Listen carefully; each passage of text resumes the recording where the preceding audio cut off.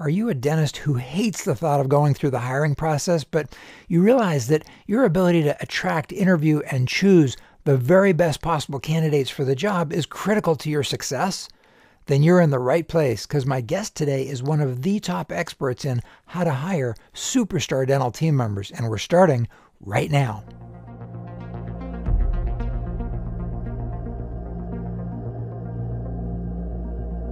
And now, Amazon #1 best-selling author, Dr. Tom, the Gems Guy, Orent. Laura Nelson is founder of Front Office Rocks. They're a virtual training platform to help dental practices achieve exceptional customer service. Laura is the author of Hiring Without Hesitation. She has a degree from Eastern Michigan University in Human Resources and a master's from Johns Hopkins University. Laura, thank you so much for taking the time to be with us here today on Planet Gems. Well, thank you so much. I'm super excited to be here and to talk about the topic we're going to talk on. So thanks. When you chose hiring and you said, I want to talk about hiring, I got to tell you, before COVID, so BC is before COVID. Before COVID, hiring was already a big issue for dentists. But after COVID, it became 10 times magnified. So let's start with, why is hiring the right person so important, not just for dentists, but really for any small business? Especially for small business. And that's really where my focus is, not just dentistry, because, your team can make or break your business. A lot of small businesses, a lot of small business owners, they go to school or they get the trade or the experience and they open a business because they're very skilled in what they do. And it's their business and their heart's in it. And they've done all the training and everything they need to open this business. And if they're good at what they do, they grow. That's the hope, right? And then we need help. Well, the issue is with a small business is who you hire can really impact, especially in a small business, how well you grow and the customer service that you give to your patients and your customers and the systems and the motivation and all of that. And most small business owners are not trained in hiring. They're trained in their trade. They're trained as being a dentist. They're trained as being a chiropractor, a lawyer.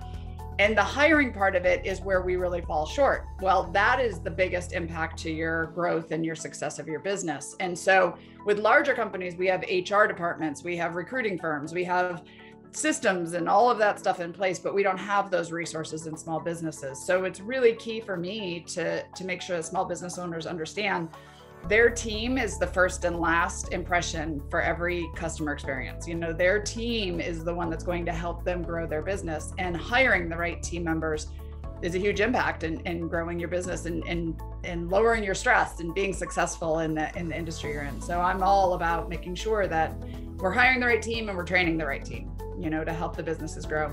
The team is really make or break. I had a friend, I still have a friend, he's one of my best friends throughout my life. He's a dentist, and he always thought that he was really what made his office and his team was kind of secondary. And he tells this story, so it's not like I'm telling it out of school.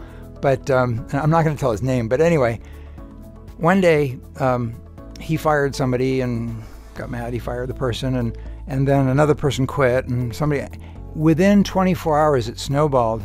And within 24 hours, the rest of his team quit. And the rest of his team, I mean everybody. And so he tells the story. He says, so that next morning, he says, I get into the office, he says, and I turned on the compressor, and I turned on the vacuum, and I opened up the computer, and I got out the records and the charts, and I set up the rooms, and I turned all the lights and things on, and I opened the front door. And by the end of the day, he says, I dragged my sorry ass home and realized that it wasn't really about me, it was about my team. That's the really short version of it, but true story. It was like dawn breaks over Marblehead. He realized, wow, it's not about me, the dentist, it's really about the team. So that brings me to my next question, which is, how did you get your special knowledge or your interest in the whole hiring process? Well, I didn't know I was going to get in dentistry when I started this route. And I joke about that. I actually say most of us, especially in the front office, we weren't 5 and somebody said, what do you want to be when you get older? And you're like, I want to be a dental office manager. Like it just kind of evolved. So my background is actually in, I have a human resources bachelor's degree and organizational development master's degree. So that's change management and helping companies move from A to Z. And I was going down the business path. I was in sales, I was a recruiter, I was an IT recruiter back when the .com market was, the internet was just evolving. And so I had a lot of experience as a recruiter, and I love recruiting. I love helping people find jobs. I love helping businesses find the right connection. I understand the importance for me of the team. And so that was my background. And then I met a guy in undergrad, said, what do you want to be when you get older? He said, a dentist. We got married. He'd been to dental school, and I became the dental spouse for 20 years. No longer married to the dentist, but I'm still married to the industry. And I've seen over the years that it's, the dentists go to courses and they learn CE, and they learn, like this dentist story you were just telling, like they value the clinical stuff because that's how they're trained. And I've seen over the years, though, when you go to these things and you learn these things and you come back, now we've got to get the team on board. We've got to get the team motivated. We've got to train the team. The team, it makes or breaks the practice. And so I feel and have felt that there's been this missing link between helping the dentist, take what they want to do in their practice and then integrating it into the team. And so that's where I bring in the HR and the recruiting, because for me, it's hiring the right people, understanding what they're supposed to be doing, and then training them, give them the resources to do well, to help support the dentist. And that'll help a lot of dentists, I think, not be sitting up late at night on a Sunday stressed about the next week, because they know that their team is there and supporting them. That's awesome. I love the fact that you kind of married into dentistry, and obviously it's you now, totally. Why do you think that sometimes you get absolutely bombarded with that? You put one ad in and you get bombarded with a million resumes or a million responses, and then another time it's crickets. There's like nobody looking. How does that happen? Well, there's a couple different things to think about, and I'm seeing it right now, especially post-COVID. Like, I'm all of the Facebook groups and everybody's talking about this. First, it depends on the position that you're hiring for. It's a lot easier to find a receptionist than it is an associate dentist or a hygienist or dental assistant. It depends on your area. It depends on if there's a lot of people in your area or not. And then it depends on what's going on with unemployment. And right now, the big thing, and I don't know if you've seen this, but I'm seeing it all the time, is people are applying for positions, they're doing the interviews, they're setting up the interviews, and they're not showing up, because in order to keep getting unemployment, you just have to show you're searching for a job. Yep. So it's a challenge, and it's different all the time. And so recognizing what you're hiring for, one of the things I talk about in my new book is getting creative, because some positions are going to be harder to fill. Other positions, you're going to get bombarded with resumes. And the problem with that is you work all day long, you're tired at the end of the day, you've got 500 resumes to go through, and you're like, forget it, I'm not going to do it. I'll do it later. And then you don't get to the resumes, and real good people aren't on the market very long. So it's really a balance of just, what's the position and what's going on in the environment, and realizing that you've got to hone your skills in on this, right? That's one of the things I'm trying to, you've got to know how to hire well if you want to bring in the right people, because it depends, it depends on what's going on and what you're looking to hire for. It's interesting that you said you need to hone your skills in on this. I think other businesses would be floored if they knew how little business background they give us in dental school. And it sounds like it's a joke, but it's not. What I was given was a Friday afternoon course, final semester, senior year, taught by a guy who I think was full-time faculty who'd never been in private practice. And so we did a couple hours times however many months, and again, by somebody who'd never done it.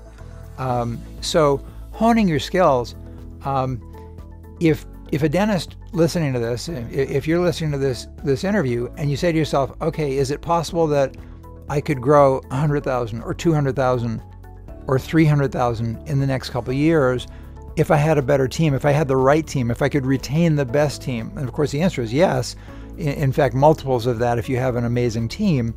And so the question is, if you thought that you could go learn the next clinical skill, let's say it was implants or Invisalign or ClearCorrect or sleep apnea, whatever it is, and you thought that, okay, I'm going to go learn that, and I'm going to add 100,000 or 200, whatever your number, you pick a number. First of all, it's going to be pretty difficult to do. You can do it, but it's difficult. But still, you would hone your skills to the nth degree in order to make that happen. So, take Laura's advice to heart and really hone this skill so that you become an expert at HR for dental practice, which which leads me to, why is it so hard? Why especially for small businesses and dental practices, is hiring so hard? Well, again, we've talked about the skill to do it, right? I think that's, there are, just like I can't pick up a handpiece without getting the training, there's training to hiring. The second thing though, I think, is a lot of time it's your attitude. I know when I speak in front of people, I cannot wait to be doing that again one of these days. But I think when I'm speaking and I talk about hiring, I see people roll their eyes or a sigh or, there's this negative attitude around hiring. And usually it's because we've been burned in the past. It's extra work. We work all day. It's a lot of work. I feel a lot of times it also has to do with, we've all done it and I'm guilty of it, the fear of firing. We've all held on to that employee way too long. We've all held on to them. I mean, we probably still have that employee. In fact, I have dentists who come to me all the time who say, can your training help this one employee? She's awful. And I'm like, well, why does she still work for you? Well, we're like family or whatever. So hiring does mean firing, right? Like there is, and I'm not saying fire, but I'm saying you do have to have the confidence of building the right team. And if you're afraid to manage the team and lead the team, and then you have a negative reaction to the idea of hiring because you haven't done it well in the past. And so we have to let go of the past. You have to get the skills you need, and then we have to do it moving forward successfully. And then the last thing is that even if you hire somebody, they may not be the right person. And that a lot of times we just hire them and we throw them to the wolves. Like, here you go, answer the phones, you're good to go. And we just assume that we made the right decision, but we don't know we made the right decision until we get them in there and then we train them and we see how they do in the environment. And so there is a process to hiring. And the more successful you can get at it, the less you have to hopefully let people go, but you have to understand that it's part of leadership. When you put your name on the wall, when you open the doors, when you bought the business, it's part of being an owner, it's part of leadership. And so getting more confident in that is definitely, it will help the process for sure. When you started talking about the fact that we're not really good at letting the people go who really shouldn't be with us, i.e. termination and firing, that is a huge issue. It's a huge issue for, I'm going to say, the vast majority of dentists, maybe not all, but the vast majority. And it brings to mind a story, and this was shared at the event just a few days ago, last week, our Fall Gems member event. Fall good. It's spring. I am so COVID has like taken the year and just, anyway, so it was our spring event. One of our members, name to be withheld, since this is on YouTube, super nice guy. He's in his 70s. He's in Atlanta, and he'd give you the shirt off his back. He takes care of everybody except himself. And a couple of years back, he's been in my top level Freedom Summit coaching, my top level for years. And for the first 3 years, he was flatlined, and that never happens. It just never happens. If you try or do basically anything that we recommend, you're going to get an increase. And he should have been seeing increase after increase, and his attitude was stellar, and he was flatlined for 3 years. It's like, what's going on? So then he tells me, 3 years in, he confides in me. He says, two of the team members who've been with me, and this was a combined 35 years between the two team members, he said, they're like sisters to me. He said, so I didn't want to upset the apple cart. He said, but he said, we sat down a couple days ago, and he said, we talked about it, and 35 years tenure between the two of them. He said, we talked about it. He said, we cried together. He says, and then I let them go. Within 6 months, and this was a couple years back, within 6 months of that time that he let them go, he went from 3 years flatlined to up $400,000 in 6 months, annualized. So annualized $400,000 increase. Point being that what you said about we tend to hold people longer than we should, it's terrible and it's killing you. So if you're holding somebody who you know shouldn't be there, you got two things you need to do. The second one is to fire them. The first one is to talk to your HR attorney. Anyway. Well, and I had that same, like we held an employee way too long. We can all tell the story, right? We had one that lasted a year, and I knew 2 days in she wasn't going to be a fit, but like somebody was always sick in her family, or it was the holidays or whatever. So we all have that story. But I even had one a couple of years ago where I had an employee who was amazing. She had been amazing for 4 or 5 years. She was my junior office manager, so I could travel and speak, and she was running the practice. And then things just started not going well. And I heard somebody else speak on this, and I don't even know, maybe it's a famous quote, I'm not super good at that, but was those that got you here may not get you there. And what had happened is she had hit a plateau. She became the expert in the office. She wasn't willing to learn anymore. She was getting an attitude with the team. She had hit her ceiling for us, and we were moving, we were growing, we were adapting, we were changing software, we were doing all these things. And she and I, after talking and counseling and working with her, and we sat down and cried, and then we separated ways, and she went to work at a different office because it just wasn't a fit anymore. But for me, she had been with me so amazingly for the last 5 years, I just couldn't understand why she couldn't move forward. But she wasn't going to the next chapter with us, and that's okay, right? She found something else, and we kept moving and we kept growing. So recognizing that, and as long as, one thing you mentioned is that you didn't get taught this in dental school. Communication is difficult a lot of times for dentists. These are hard conversations, but that's part of being a leader. And if you communicate with your team and you set expectations, you lead correctly. If there's a separation of ways that needs to happen, it needs to happen, because at the end of the day, it's your business. It's your livelihood, and you deserve to have, a business that you love and that can grow and thrive, and that you're not afraid to go into or dreading every day. A couple minutes ago, you had mentioned that we tend to just throw somebody in there because they're breathing. So we grab the first one who comes in, we're shorthanded, we need somebody at the front desk, and here's how you answer the phone, and you're all set, let's go. So we hire way too fast. And you also mentioned that we fire way too slowly. And the 4 words are hire slowly, fire quickly, hire slowly. So, and again, the caveat, which is before you fire, talk to your HR attorney, because you got to go by the law. But having said that, your HR attorney will help you move through that. Why is it that so many dentists just don't like to hire? The whole hiring process, they don't like it. What's their beef on that? Well, it is work. It is something that you're not necessarily good at. It's something that after, and I think for me, in the book, I outline this, that when we think of hiring, typically it's, I need to fill somebody, I have a role I have to fill, let me put a job ad out, let me see who submits their resumes. Well, there's more to it than that. There's a little bit of homework you do ahead of time, or pre-work, I should say. Like, who do you really need to hire? What do you really need to hire? What skills do you need? Will the team play nice with a new employee? How can we build the right, what do we need to add to our current team? Getting the team's buy-in, because a lot of times we just hire somebody and we throw them into the team, and the team pushes back because change and competition and all that. So there's some pre-work to be done.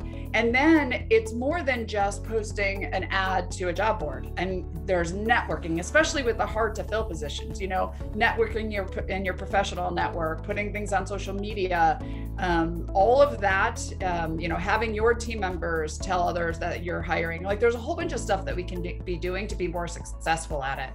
And again, if it's hard, it's probably because it's just after COVID, going back to the gym, right? It's not going to be easy, but we've got to get back, and we've got to do it, and we've got to learn. And so I think that has a lot to do with it, that because we just throw an ad up and then hope, and we don't get good resumes, and then we go to a conference and we say there's no good people out there. Well, I say baloney. I went through Starbucks line this morning, and I would have hired that person in the Starbucks drive-through line in a heartbeat to run my dental office, right? So there are good people out there. We just have to change our perspective and then do a little bit of pre-work to be more successful at it. When you were talking about this and how, it's some work and we don't really love it, but it's worthwhile, and your team is everything, and you don't want to terminate because her mother has, an illness, whatever. So we have all this emotional stuff on, as a dentist, why we don't like to fire and why we don't like to hire. And one of my favorite quotes, which we share with our Freedom Summit members, is, everything you've always wanted is just the other side of fear. Everything you've always wanted, it's just the other side of fear. So you need to move through it. It's hard to find the right people, really the right people with the right experience. What do you suggest about that? So that's kind of the reason I even started Front Office Rocks, is because I would hear all the time from dentists of, well, I don't, there's nobody with experience. There's nobody with experience, and they don't have enough experience or whatever. I challenge you when you're deciding who you need to hire is, do you truly need the list of experience that you list on that job? Do they really? And my example is this. For the front office, I'm amazing office manager. I'm going to toot my own horn. I didn't know dentistry when I got into dental. I didn't know codes. I didn't know surfaces. I didn't know procedures. I didn't know, all of that. I had to learn it. I knew customer service. I knew sales. I knew systems. I knew organization. And so I can learn dental. Anybody in the front office, if you hire the right person, can learn dental. So you hire for personality, we'll teach them the dental. Now, when I started, people are like, well, how are we going to teach them dental? Well, that's the reason I started Front Office Rocks. Okay, here, we can teach them dental. The next thing is even with experience, so maybe we can't teach dental to a hygienist, right? We need somebody with, hygiene degree. But do you need the amount of experience that you're putting out there that you say you need? I do not personally understand the difference between, I need somebody with 5 years of experience versus 5 months of experience. In my mind, I want a rock star. I want a go-getter. I want somebody who's good at communication. I want a leader. And that might be somebody fresh out of dental assisting school, fresh out of hygiene school. A lot of times we put so much experience in listed as needed. I almost say the opposite, because when you bring somebody with experience in, a lot of times you're also bringing their baggage, the past dental office's issues, the way they've always done it. I'd rather have somebody with less experience that I can train and mold. So recognizing that when we're putting too many requirements in, not only are we causing it to bring, more, they're going to cost more money. They're going to come with more baggage potentially. You're also limiting the job pool. You're really narrowing it down to a certain amount of people. And then you get frustrated because there's no good people out there. Well, there are good people.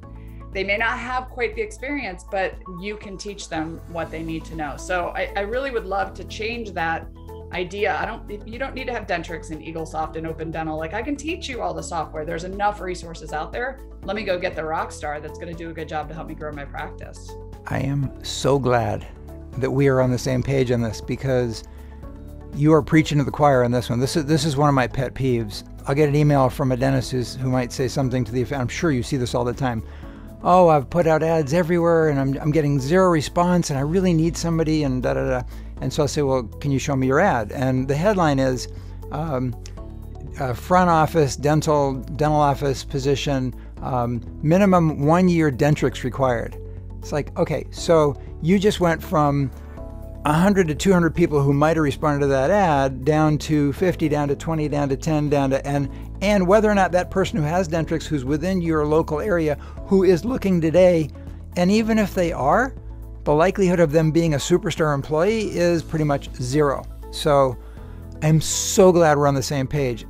When I sold the two practices, we had 35 team members, with the exception of hygienists and the doctors, so the general dentists and the specialists. So other than the guys who needed a license, I would say 95% of our team were trained on the job. Bring in the best superstar person you possibly can, somebody who worked for the Four Seasons Hotel, or somebody who worked at Starbucks and you thought they were amazing. I once hired somebody who handled the person in front of me in line at a retail store amazingly well under super pressure in the middle of a Christmas rush while the store was flat out. And my wife, Elizabeth, and I, we walked out of the store, and I'm getting goosebumps because I've never told this story. We walk out of the store and she looks at me and she says, are you not going to go back in? And I said, fine. We didn't even talk about it. We never even said anything. And the guy was so good that we walked out. She looked at me, are you going back in? I said, fine. I went back in and we did end up hiring him. So yeah, stop looking for experience. Stop rushing the process. Look for a superstar person and teach them everything they need to know. I think the other thing too, and you mentioned this earlier when we were talking about like just getting someone to breathe, who can take that position. You should always be recruiting. You should always be looking. You should always be having an eye out. Like, you maybe don't have an opening right now, but you should have a plethora of resumes or contacts or people you can reach out to when it's time to hire, because if you're desperate, you are just going to hire somebody that breathes, and then you're going to regret it. And 6 months later, you're going to want to fire them and you didn't. And then the cycle continues. So like you said, I'm always looking. I'm always, connecting with people, because even like for my company, for Front Office Rocks, somebody sends me a resume. I talk to them. Okay, we'll keep you in the loop. And I have a list of people. If one of my team members leaves or something happens, I can call on a whole bunch of people to see about somebody coming in and filling that role. So there's a confidence with that. You're not desperate when it's time to, and you're not holding on to your team like they can't leave because, nobody knows how to run your office but this person. That's a problem, right? You want to always be looking and growing. Yeah, super smart, super smart. In fact, we say always be hiring. Always be hiring. And we could do this for hours and hours and hours. You just pointed out that you're beholden to that one person. You're handcuffed by that one person who knows the such and such software, or that one person in the back who can use your CAD CAM or whatever it is. So I have a rule that we share with our members, and we do the same thing here at GEMS on what I call Planet GEMS, which is any system, any software, any piece of equipment, doesn't matter what it is, systems, software, equipment, everything in your practice or in your business, there need to be a minimum of 3 people who could do it well enough to train the next person. And that way, you're never in that position of, she's the only one who knows how to do that. I can't let him go, or I can't fire him, or he just quit. Now I don't know what to do because nobody can train. So there should always be 3 people who know how to do everything. Where do you suggest that people, Dennis, where should they be posting their jobs? Well, again, it's all dependent on the area you're in, and it's dependent on what's going on in the market, unemployment and all of that. Like, you can get bombarded. And I think it's so funny. We put dental receptionists, and I get resumes from like engineers or something. And I'm like, what's going on in the market, right? So of course on the job boards, like whatever is big in your area, and it depends on the position. So I was just answering this question yesterday in a Facebook group, like Craigslist. I think Craigslist is great in my area. And for a receptionist or a scheduler or somebody in the front office, dental assistant, I'm going to pull someone from Craigslist. Now, I'm not going to go get an associate dentist off of Craigslist. So if I get a resume from Craigslist that's a dentist, I might think twice about it. So it depends on the position. The one thing that I will mention is that, put your ad everywhere that makes sense for you. Put it on the dental boards, put it on the non-dental boards, put it on Craigslist, put it on Monster, whatever, it doesn't matter. But don't limit it to just that. And you actually mentioned this a minute ago. The good people may not be looking at the ads today. The good people that you want to hire may not be looking for a full-time position. They may not be looking for, submitting resumes. They may be working down the street.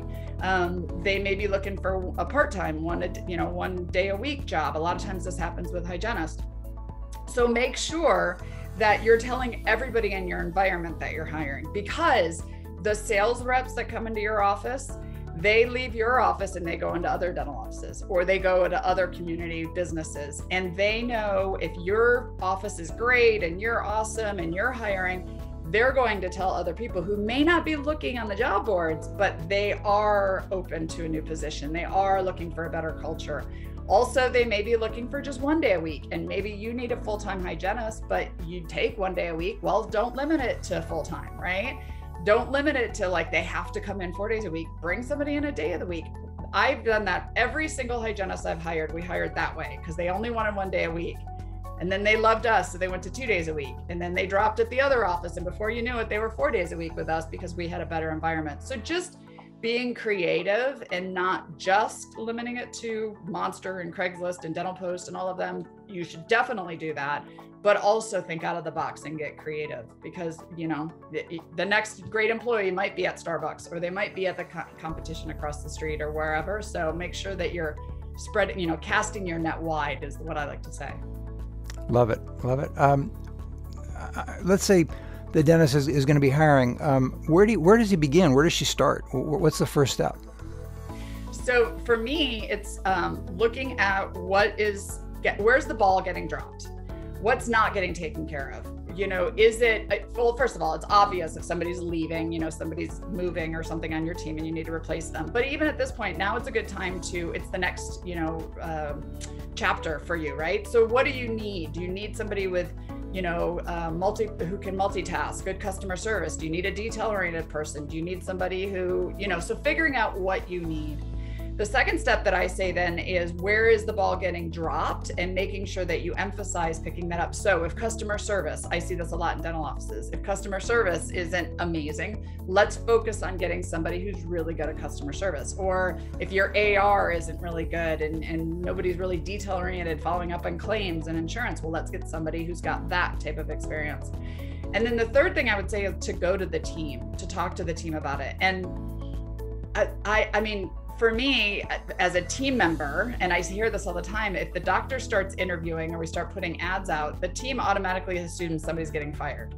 They're not actually assuming, oh, we're growing or we're adding, right? So, and I did this, I had 2 dental assistants where we needed to hire a lead dental assistant. And I went to my current 2 dental assistants and talked about the position we needed, thinking one of them would say, I want the job, I want the job. Well, they both came and said, we need to hire a lead. Neither of them wanted the job. They were both single moms. They both worked, second jobs. They didn't want to be the lead, but they knew we needed a lead in that area. And so they gave me the list of things that they would like to see in somebody who would be the lead for the dental assistant team. And when I hired that person, now they're more bought into it because they had an impact. They brought it to me. So having the team be involved in the hiring process or the identifying what is needed is not only going to help you to identify what you need, right? They're going to tell you where the ball is getting dropped. They're going to tell you where they feel like they're lacking, or maybe some things they would rather somebody else do that they don't have to do. But then also they're going to be more willing to wrap their arms around that new person and bring them into the team versus fighting it because you didn't come to them and you just added somebody new for them to have to work with. So that would be the next step prior to actually, writing the job ad and putting your resume out or asking for resumes. Love that. In fact, we're again so much in sync on all of this. If your team isn't bought into the process and into the people you're bringing in, then you're screwed. And it becomes a fight and it becomes vindication, all this bad stuff. So, and that wasn't the right word, it's not vindication, vindictiveness. So one of the things that we recommend is that in the process, in the hiring process, there's a step where before any interviews, before any long conversations, certainly before anybody's brought into the office, we always have 2 of the team members make a call to a little committee of 2 people for that particular hire, and they make a call to the person, and here are the rules of the call. It's got to be super short. It doesn't matter what you talk about. It can be 2-3 minutes. It's just a matter of, did I like talking to that person? Was that a nice person to talk to? And if so, am I okay that, yeah, I might like to talk to that person further. I might like to meet that person. Maybe I could work with them. I don't know, but sounded good so far. What happens is in these 3, 4, maybe 5-minute max conversations, there are going to be some people who the team members who are making these calls say, oh my goodness, I would never bring that person into our practice, and I would certainly not put them in front of our patients. I wouldn't have them answer a phone, and I wouldn't have them do anything in our practice. So what we gave was carte blanche for either of them to say no. If either of the team, didn't matter if one liked and one didn't, if either of our team members who were on that little committee said, that person was done. So yeah, I love the fact that you're involving the team. Do you have other ways that the team could help? Well, and I love that suggestion that you made. I mean, I talk about in the phone interviews how important it is for the dentist or the hiring person to do the actual phone interview for that reason. But I love that you're kind of letting them help sort of weed out, because that's what I talk about. When we call and you get, I mean, it kills me. I could tell story upon story of like, I call and somebody's like at work Like I had somebody I called who was a dental assistant, and I was calling, they answered the phone, first of all, at work. She said, hold on 1 second. Hold on, I'm at work. Let me run in the bathroom. And then I hear the door shut. She's like, okay, now come on. Like, you're at work. First of all, you shouldn't have your phone on you. I don't know what the culture at your office is. Second of all, you shouldn't be answering your phone. That's what voicemail's for, right? So it's things like that. Like that is a bad judgment call. That person's, I wouldn't necessarily consider hiring them because, that decision that they made. The voicemail messages that we hear, I mean, these people are looking for a job. They know people are calling them, and you hear the most inappropriate voicemail messages. All of that. I love that right there. You're saying you could have the team help with that and say, absolutely not. Or here's some that I would definitely recommend that you call to help save time. The same with the interview. I mean, you can bring your team in to help with the interview, but ultimately it's on you. Ultimately, you need to do the interview. You need to look at them and assess, is this somebody I think that would look good in front of my patients? Is this somebody who I could work with on a day-to-day basis? Then you could bring the team in to also assess that. But I think so many times the dentist is afraid. A lot of dentists I've met, I call it analysis paralysis, right? I'm not sure, and I have this person, well, you know what? They've already found another job. If they were any good, they've already found another job. So don't add too many steps to the process where you lose the good people. Cool. We go one more step on, you just reminded me when you said that little committee of 2 people, we go one more step. Once somebody is hired, so many new people feel like new team members feel like they're being thrown to the sharks. And so what we do is we create what's called the committee for, let's say the new person is Betty. So we create, and we call it this, it's the committee for Betty's success. And the committee for Betty's success is a committee of 2 people. It's not formal, it's informal, but Betty is introduced to those 2 people, whoever they are. And they may or may not be in their department, but it's 2 people who their job on day 1 is to take Betty to lunch and not talk about dentistry. So we'll buy them lunch. You guys go have fun. Just want to get to know each other. And thereafter, their job is to be there just chatting with Betty every day and finding out how's she doing. Is everything okay? Is there anything we can get you to improve what's going on here? And so that way she knows it's not just the dentist or the office manager, but she has 2 team members who really feel responsible that she's happy and she's thriving and she has what she needs. That's awesome. Yeah, I love that. Thank you. Can a dentist, and I know this is probably on their minds, can they outsource the hiring, the whole process to either one of their team members or maybe even somebody else? Yes, you definitely can. It gets pricey and costly. I actually just worked with a dentist who used a hiring agency to hire somebody in the front office, and it failed. And she, let the person go, and she's the person quit, and she's pretty upset because the amount of money she invested in it. So yes, there's definitely ways you can outsource. You can have your team be part of it. But again, in a small business, your name's on the wall. So you can't, just like, for example, you talked about going to a legal advice before HR, right? An HR attorney. You've got to get the advice, but you still have to be the one to hire, to fire, to be involved in the process.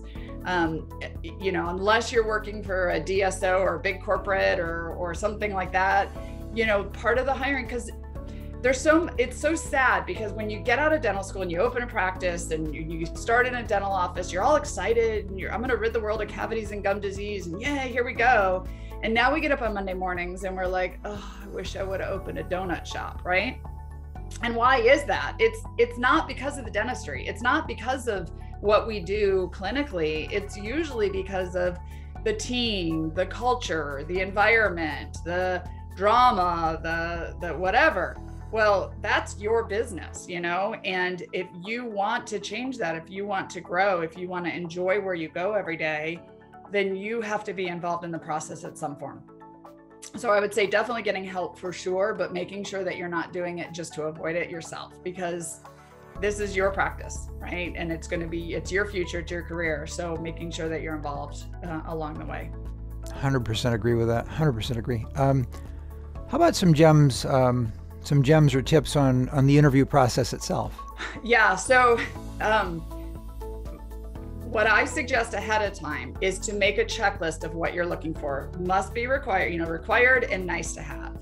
And bringing that checklist, preparing for the interview with that checklist in front of you, because we tend to forget what we wrote when we actually interview with somebody. And we're like, we sit down and we're like, they're okay. They're pretty good. Yeah, they sort of, and you totally missed that you needed four different things that you didn't actually, this person doesn't have. So don't leave the pre-work that you have, off to the side. Bring that with you in the interview. The second thing is don't miss the signs.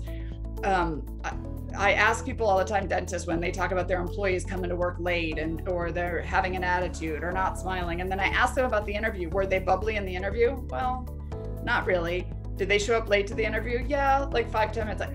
If they're showing up late to an interview, they're probably going to be the kind of person who's going to show up late to work. So don't miss those signs. How did they show up? How were they dressed? Was it appropriate? I'm not saying that they have to be dressed in a 3-piece suit, but if they're a dental assistant, are they coming in scrubs that are wrinkly? Did they show up late? All of that. And then the interview itself, starting with, so many times we talk too much. Let me tell you about the position. Let me tell you what we need. Let me tell you. And we're not actually listening and assessing the person for who they are. So the first half of the interview really, in my mind, should be you asking an open-ended question, and then sitting back and listening. And can you work with this person? Does this person, enunciate well? Do they have good grammar? Do they smile? Are they friendly? How would our patients like them? Like really assessing them and overall deciding if they're a fit. Then if you feel like, okay, this is potentially the right person, then get into the actual, tell me about how much experience you have with this. Tell me about, how you handled this situation, all the typical interview questions. But first, I want to just get my first gut reaction, my first gut feeling. And I don't think we do that. The reason is we're not trained at it. And a lot of times we're running in from finishing a root canal. We have another hygiene check and I got to sit down and do an interview. So I'm going to do it like this. Well, then you rush through it and you make bad mistakes. And then, 6 months later, you're afraid to fire somebody. And you could have probably caught that from the beginning had you slowed down and done it the right way. Absolutely. You mentioned a checklist and not forgetting half the things that you really wanted to make sure that you didn't forget that were so important, but you got into the interview and then the interview anyway. So reminds me, Atul Gawande wrote one of my favorite books, actually several of my favorite books, but one of them is the Checklist Manifesto. And if any of our viewers have not yet read that, Atul Gawande, he's famous for so many different things, but the Checklist Manifesto gives you a really good understanding of why it is so critical that certain systems and processes in your practice, and he's not writing to dentists, but he happens to be a surgeon in the Boston area. But anyway, yeah, you're right. Checklist, really important stuff you don't want to forget. He talks a lot about pilots and how they have checklists for emergency situations where both engines are out, there's smoke coming out of them, you're going down, and they've got a checklist, and they're going through the checklist. And that's in fact how that pilot saved that flight that went down into the river in New York, was the checklist. I'm a dentist, and I'm thinking of bringing in a new team member, and now I'm walking the fence. How do I not waste time doing too many interviews? But I know interviews are really important. So what do I do? Well, the first step is to get through the resumes efficiently. And I actually have a system, and it's nothing like rocket science. But when I started recruiting, when the internet was like, .coms were hiring people up right and left, and you had to be the first one to get to a candidate. You had to get through resumes super fast. And so there's the yes, no, and the maybe pile. And the reason this is important, and I'm not going to go in the full system now, but like the yes pile are people you want to move on right away. The maybe pile are people like you don't want to get rid of them, but you just want to have them there. And then there's a no pile. Quickly getting through the no pile to get to your yes pile so that you can get to those candidates fast, because these are the ones that are the rock stars that don't stay available very long. The next step then is to do the phone interview, but really do a phone interview. Like, it's not just, hey, are you available to come in for an interview? It's actually a process of like listening to them, like we said, looking for red flags, asking the right questions about the resume, listening to how they sound on the phone. Like, you can save yourself so many times, so much time doing interviews by really just focusing on this phone interview. So understanding the importance of the phone interview, so that when you actually are bringing candidates in, these should be candidates that you are super excited about.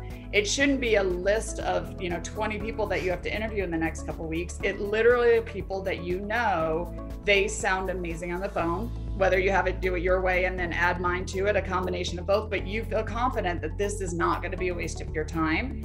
And so that way, when you get to the actual interview, you're excited about it. You feel confident with it. Now, will that person pan out and be somebody you hire? There's no guarantee. You don't know. They might walk in and be late to the interview or whatever the case may be, but you have a higher chance of success if you actually do the right steps leading up to it.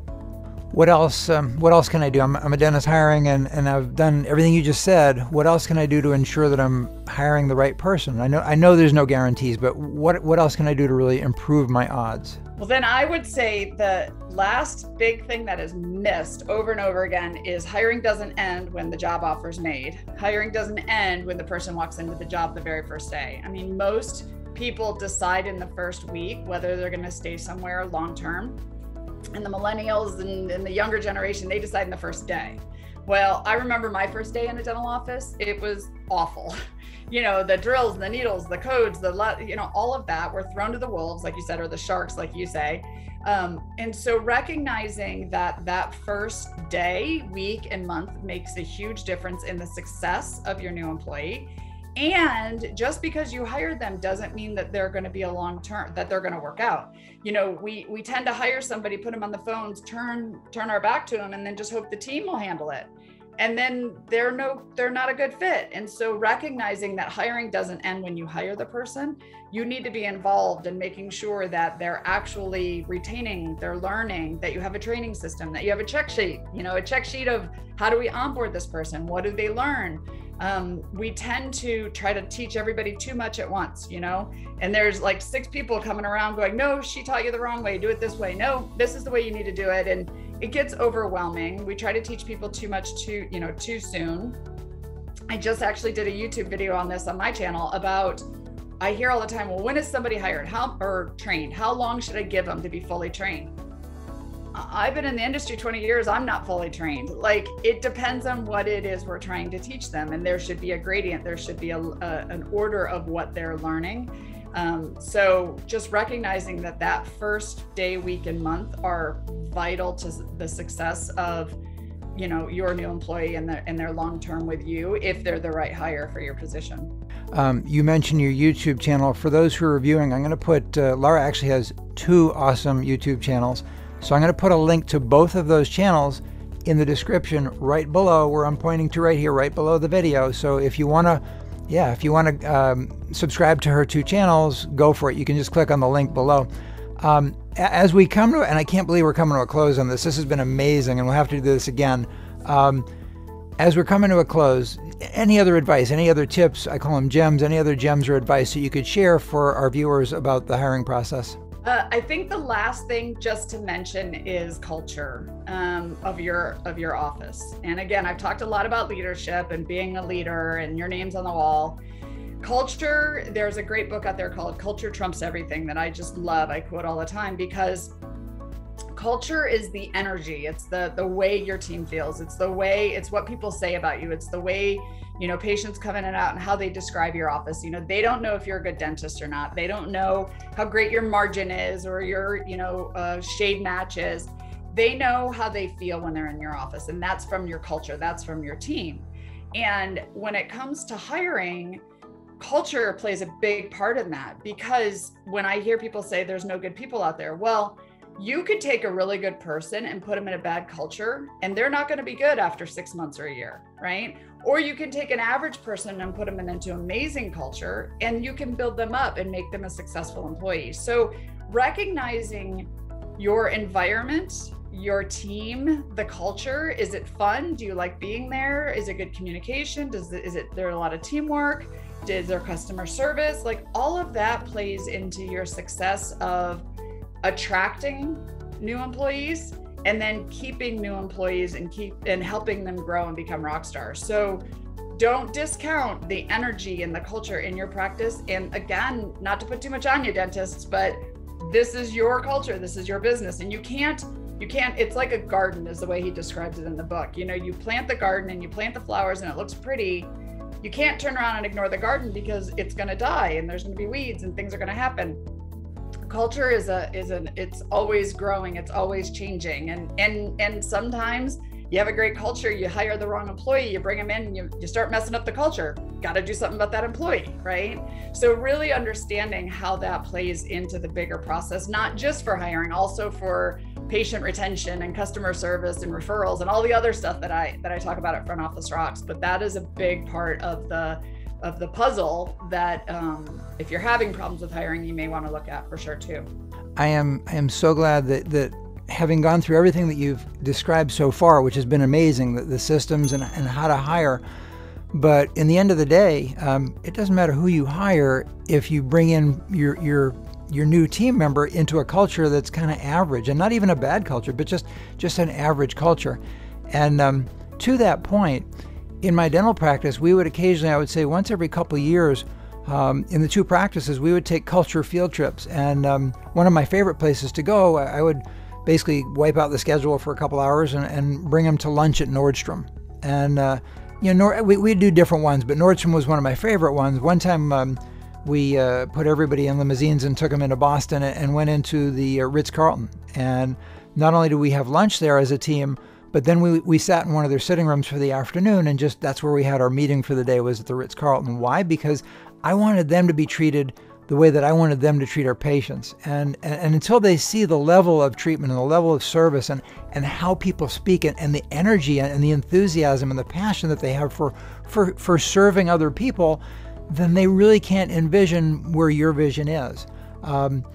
We also took our gyms, our members, our Freedom Summit coaching members, on a field trip to Zappos. And you want to talk about amazing customer service, and I'm getting goosebumps because I still remember vividly walking through all the different floors and at Zappos and seeing and living in that culture for an hour or two. And so I love the fact that you brought up culture as kind of our wrap up. Is there anything else you'd like to add? Just to recognize, and Zappos is on my bucket list. So one of these days I'm going to make it there for that. I mean, at the end of the day, you're the gardener of the garden, right? It's your culture, it's your environment. And, it's one of those things that we talk about these words like customer service and culture and all of that, but have you sat with your team and defined it? Have you given examples? That's what I love what you did. You showed them, you've taken them out. I joke about this, but customer service to one person on your team might be Nordstrom, right? Customer service to another person on your team might be the greeter at Walmart, because that's what they define as customer service, which is fine. But until you've defined what is your culture, until you've defined what is customer service, and then you have to live it, you have to do it too. So if it means showing up to the morning huddle on time, guess what? You have to show up on time. If it means leaving your drama at the door and your baggage at the door, guess what? You need to do that too, because they're all looking to you as an example, and your new employees looking to you as an example, and your team. And if they're getting away with things and you're not following through, then the culture starts to dip and customer service starts to drop. It's time to look in the mirror and say, okay, well, what impact do I have in it? And sometimes it might just be a sit down with your team and say, all right, we dropped the ball a little bit. We're going to pick this ball back up and we're going to start running again. But knowing that you have, the good thing is you have all the control. The bad thing is you have all the control. Like this is on you. Just like hiring, just like firing, just like being a leader, just like growing your practice. But I will tell you, if you have the right team and you communicate with them and you give them training and you give them resources, they will back you all day long. And like you said at the beginning, you'll be able to double and triple your practice so much easier when you have a team behind you. They just need a good leader, right? And so that's really, really on you, dentist, and you get your team on board, and there's no, the sky's the limit of what you can do with your practice. This has been mind-blowing, absolutely amazing. Laura, thank you so much. And I hope that we can talk you into coming back onto the channel again. Love it. Yes, I'm super excited. The more we can do this, the better, for sure. Awesome. Take care. Thank you so much. Because you've stayed to the end, I have a gift for you. How would a $300,000 increase in annual revenue change your practice? How might it change your life? Over the last 20 years, Elizabeth and I have made Freedom Summit, aka GG12 Coaching, available for dentists who demonstrate their commitment to serving your patients at the highest level, creating an environment where team members thrive, and a level of practice that rewards you with the financial freedom to live the life and the lifestyle about which you've only dreamed. Your journey begins with one step, the roadmap to success. This is a process through which you'll learn about your practice and the hidden opportunities right under your feet. During the Roadmap to Success journey, we'll be able to point out specific untapped opportunities specific to your practice and dive deep into the details, including the as of yet untapped financial opportunities in your practice. Your gift? After our analysis of your practice, you'll have a 90-minute complimentary one-on-one Roadmap to Success consultation. It's during that consultation you'll gain a clear vision of what Freedom Summit can do for you. And it's at that point we'll be able to make a determination whether or not we feel that your practice is a good match for the program. If we agree that there's interest and opportunity, at that point, if we feel that there's a good fit for each other, we'll invite you to complete an application to the program. Regardless of the result of that meeting, you'll know exactly where in your practice the biggest opportunities lay waiting to be mined. Following your complimentary Roadmap to Success consultation, you'll receive a detailed step-by-step written analytic report. If you'd like to get the very most out of your practice and your life, as well as create financial freedom for yourself and for your family, take the very first step, your complimentary Roadmap to Success. Learn how Freedom Summit Coaching could change your lifestyle and your life. Go to www.gems12.com, that's GEMS, then the numeral 12, gems12.com. There's a link in the description below. Do you have a gem that you use in your hiring process? If so, let me know in the comments below. I read and respond to every comment personally. And remember, you're only one gem away.